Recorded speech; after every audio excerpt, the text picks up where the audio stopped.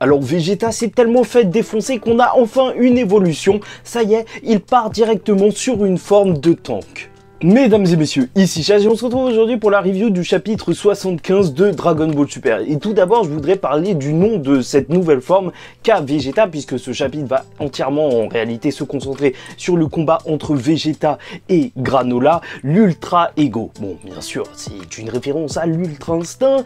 Vegeta, il s'en moque un petit peu, mais en fait, pour comprendre un petit peu, parce que c'est vrai que ce nom, il fait peut-être un petit peu débile, tu vois, il y a beaucoup de personnes qui sont pas super pour, mais en même temps, Super Saiyan, bah c'est pas ouf non plus, hein. En vrai c'est juste super, ou Super Saiyan Blue c'est juste la couleur en plus. Mais en fait pour comprendre le nom de cette transformation, il faut en revenir à la racine japonaise en fait. Parce que dans le sens japonais, en fait, le Migate no Gokui, donc l'Ultra Instinct, en fait, no Gokui c'est le secret d'eux, donc tu vois ça a été traduit par Ultra, et Migate, en fait, ça peut vouloir dire égoïsme dans un certain sens, sauf que là, c'est plus interprété, en fait, en entier, Migate no Gokui, comme corps qui bouge tout seul. Et tu vois pourquoi? C'est l'Ultra Instinct. Et donc, Vegeta, il va jouer un petit peu sur ce double sens, qui peut aussi vouloir dire presque égoïsme, et donc, lui, il va le parodier en parlant, justement, vraiment d'égoïsme, avec non pas le Migate qui ferait référence à ne pas penser aux autres et se concentrer sur soi,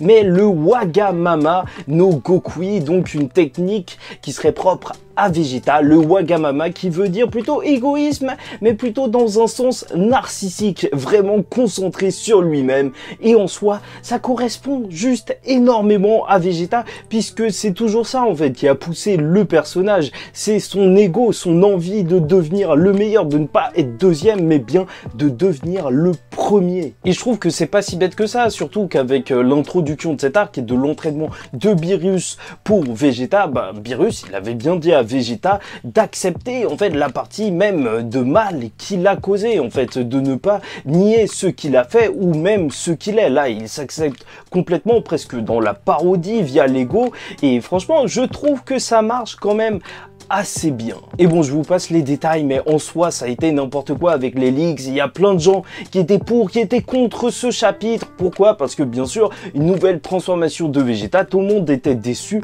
en voyant que Vegeta avait perdu, mais pas vraiment, et c'est pour ça qu'on va en reparler, et c'est pour ça aussi que ne jamais se fier à 100% aux leaks. En vrai, je sais pas pourquoi les gens en parlent vraiment autant. Bon, il faut dire que visuellement, déjà, je tiens à vous le dire, ce chapitre, je le trouve pas vraiment fou en soi, parce que en vrai, ok, c'est du combat et tout, l'effet de flamme pour cette forme, l'Ultra Ego, marche assez bien, mais bien sûr, dès que ce sera en animation, j'espère qu'il y aura un taf propre comme on a eu pour l'Ultra Instinct. Mais en fait, je t'avoue que en vrai, quand tu lis le chapitre, tu pourrais me dire qu'il est juste en Super Saiyan, je verrais absolument aucune différence. C'est vrai que le combat, en soi, il n'a pas de plus grosse dimension parce qu'il a des pouvoirs de dieu de la destruction. En vrai, on dirait juste un combat totalement normal, et c'est là où, franchement, j'ai un petit peu de mal. Mais bon, en soi, voilà la transformation de Vegeta.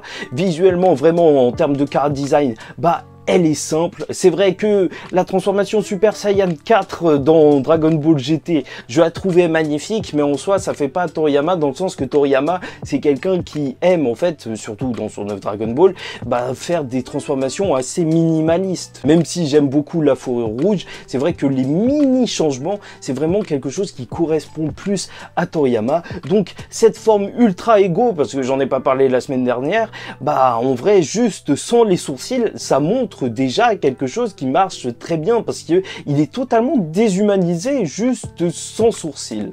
Parce que oui, pour vous faire un petit aparté, c'est vrai que les sourcils, en fait, c'est quelque chose qui relâche beaucoup de sentiments, en fait. Quand tu vois une personne qui parle qui fait énormément bouger ses sourcils, comme Emilia Clarke, l'actrice, par exemple, en fait, ça rend la personne attachante de voir que, tu vois, quand elle rigole, elle sourit les sourcils comme ça, ou je sais pas quoi. Et même, en vrai, j'ai vu un truc, il y a pas longtemps, sur les chiens, et comme quoi, en fait, ils ont été choisis d'année en année, de génération en génération, parce qu'ils avaient des sourcils plus ou moins expressif et vraiment ça rend beaucoup l'expression. Donc les enlever d'un visage, bah en soi ça le déshumanise et on sent moins les expressions et vraiment ça lui donne un air tout de suite beaucoup plus étrange qui colle parfaitement à un autre statut que celui de mortel, à celui de Dieu. Et moi je te le dis, et c'est vraiment, j'essaye de le dire objectivement parce que sinon normalement je trouve ça moche. Sur Super Saiyan 4 je trouvais ça moche, peut-être que c'était trop avec les cheveux longs. Là avec le Vegeta je trouve que ça passe beaucoup plus et ça montre quand même un changement de stade. Personnellement ma transformation préférée c'est le Super Saiyan 2, juste avec des éclairs, le Super Saiyan tout simple, c'est juste parfait. Bon bref, donc sa force elle vient de l'ego et c'est donc en toute logique que se prendre des coups, que la douleur fait qu'il devient plus fort, parce qu'en soi c'est un défi à relever, tu vois, de passer au-dessus de cette douleur. Et en plus ça marche un petit peu en opposition hein, avec l'Ultra Instinct qui lui esquive tous les coups, là il les encaisse, même si ça peut évoluer par la suite. Bref, en vrai, limite, il devient plus fort à chaque fois qu'il se prend des dégâts, et donc, il a mis un truc à Granola, il l'a mis vraiment mal, jusqu'au point que Granola, il va carrément enlever son bandeau, qui est une sorte d'intelligence artificielle, tu vois, le Hot 1000 je crois qu'il s'appelle, et déjà c'est vrai que c'est étrange parce que ce bandeau il est parti dans le vaisseau et tout, vu qu'il a une conscience, peut-être qu'il va aller parler à quelqu'un, peut-être à Goku, pourquoi pas, pour aller prévenir Goku et dire que là il est devenu complètement cinglé, son pote, enfin son pote, son maître ou je sais pas quoi, ou peut-être le Namek bien sûr qui l'a élevé, mais le véritable éveil des pouvoirs de Granola il va se faire à travers le fait qu'on va découvrir que c'est un Uchiha, bien sûr, il va avoir un œil rouge et donc il aura plus besoin pour viser de son artefact bizarre donc, et même au bout d'un moment il va éveiller son deuxième Sharingan qui va faire qu'il va réussir à surpasser Vegeta. Bon, là on peut se demander aussi comment ça se fait qu'il est aussi puissant, parce que en vrai il avait fait le vœu d'être le plus fort de l'univers, donc d'atteindre son potentiel maximum en l'échange de sa vie, et c'est bizarre parce qu'il devient quand même plus fort. Est-ce que le potentiel maximum existe réellement, surtout dans Dragon Ball? Je ne sais pas et je ne pense pas. Peut-être il y a des gens qui pensent qu'il est en train de perdre sa vie au fur et à mesure qu'il devient encore plus puissant, et ça ce serait intéressant parce qu'au final peut-être qu'il tomberait juste à force que Goku et Vegeta lui tiennent tête, mais en même temps c'est un personnage que je vois bien durer assez longtemps, ou en tout cas un petit peu plus longtemps dans cet arc, jusqu'à devenir un gentil un petit peu, parce que juste en ennemi, vu qu'ils se battent sur un quiproquo un petit peu débile, même si Vegeta il va expliquer que lui aussi c'est une victime de Freezer sans se lamenter, bah en soi c'est un petit peu bête au final. Après, est-ce que Vegeta a vraiment perdu? Parce que ça a déçu énormément de fans de voir que Vegeta pouvait revenir sur le devant de la scène énormément et peut-être avoir sa réelle première victoire, mais ils ont été assez déçus dans les ligues de voir qu'il avait perdu. Sauf que là, t'as bien une phrase, une case du chapitre qui dit que l'issue du combat n'est pas encore décidée. Et en même temps, dans Dragon Ball, ça a toujours été ça.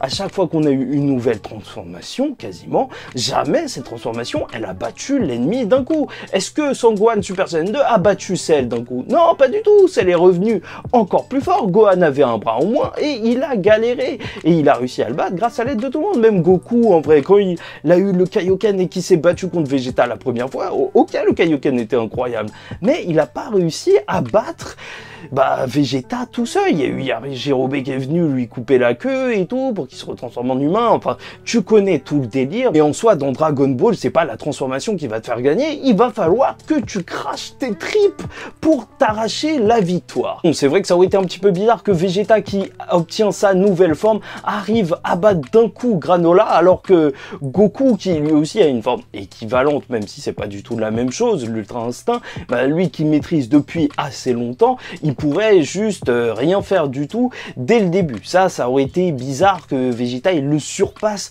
à ce point. Mais d'ailleurs, en parlant de Goku, c'est vrai que ce chapitre, ça m'a un petit peu choqué parce que j'ai l'impression que fait partie du peu de personnes que ça choque, mais il s'est soigné depuis quand c'est devenu un healer. Après, peut-être qu'il a juste cautérisé ses plaies, mais voilà, je tiens à vous le signaler parce que les pouvoirs de Goku, je ne sais même plus jusqu'où ils vont. Bon, dans tous les cas, de toute façon, les haters, ils ont le radar et ils vont dans l'espace pour faire leurs vœux, donc on ne sait pas encore ce que ce sera, et en vrai, on peut penser que ils vont demander à devenir les plus forts du monde ou je sais pas quoi comme Granola, sauf que ça a coûté sa vie à Granola, il va mourir dans pas longtemps à cause de ça, et vu comment ce sont des capitalistes, je ne pense pas qu'ils vont utiliser leur vie comme ça. Reste à voir ce qu'ils vont faire de ce vœu. Et dernier petit truc que je voulais aborder, en vrai, dans tout ce chapitre où Granola il reparle encore une fois de Freezer en fait, et ça fait depuis longtemps qu'il en parle là, de oui il faut qu'il conserve ses forces pour Freezer, comment il va faire contre Freezer, blablabla. Bah je me dis que Freezer il a intérêt à tenir le coup. En même temps, pour se transformer en Golden Freezer, il a mis que 6 mois d'entraînement, donc ça se trouve qu'il est devenu beaucoup plus puissant.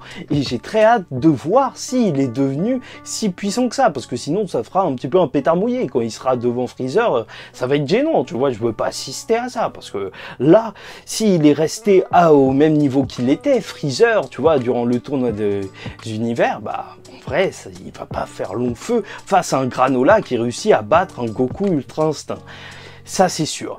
Enfin bref, est-ce qu'il y aura une fusion entre Goku et Vegeta? Est-ce que Goku et Vegeta vont se battre ensemble contre Granola? Ce serait intéressant de voir les deux techniques différentes, donc le Ultra Ego et le Ultra Instinct ensemble. Ça, c'est vraiment cool, en vrai, de voir ça. C'est vrai que c'est cool que les deux personnages partent dans deux directions opposées.